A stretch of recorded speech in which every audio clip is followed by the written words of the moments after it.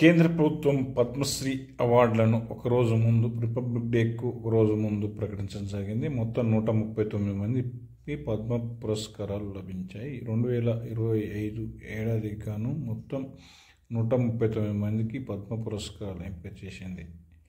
ఇందులో 7గురికి పద్మవిభూషణ్, 19 మందికి పద్మభూషణ్, 113 మందిని పద్మశ్రీ సెలెక్ట్ చేసింది. వీరిలో 23 మంది మహిళలు కాగా 10 మంది ఎన్ఆర్ఐలు, ఇతర దేశాలకు చెందినవారు ఉన్నారు. పద్మ పురస్కారాల పూర్తి లిస్టు కోసం చూడండి.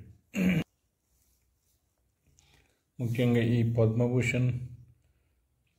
పురస్కారం పొందిన తెలుగువారిని చూసినట్లయితే దువ్వూరి నాగేశ్వరరెడ్డి వైద్యంలో వచ్చింది పద్మవిభూషణ్ అవార్డు తెలంగాణ నుంచి.